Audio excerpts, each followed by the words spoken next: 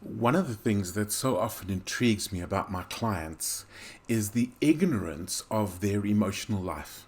It's maybe suppressed, it's maybe deflected, it's maybe invalidated, or it's maybe dominating.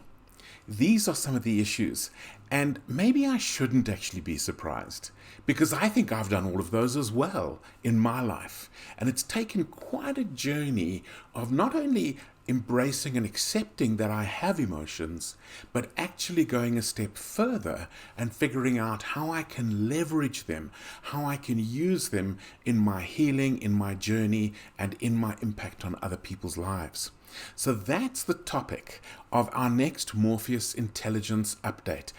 How can we leverage the power of our emotions? And that's where we're going to be focusing. Now, to give you a little bit of an idea, I thought I would just quickly tell you that one of the topics we're going to be talking about is building emotional resilience.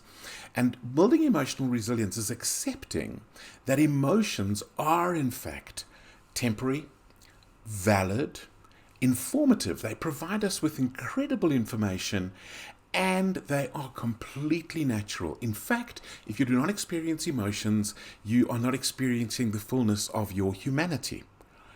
At the same time, we want to be really aware of, in building emotional resilience, of what emotions are not.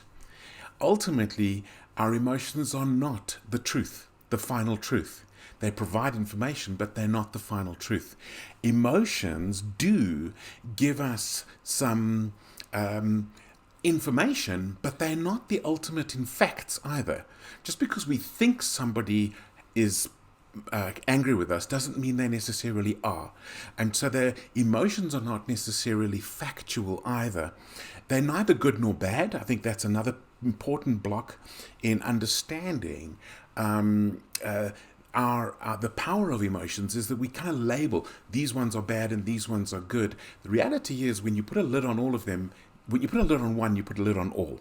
And so if you want to experience joy, you need to experience pain. If you want to experience happiness, you need to experience sadness. And so this is another very interesting aspect. And finally, we also know that they are not instructions to act. Emotions are not there to tell us what we should do, but they can be of great power.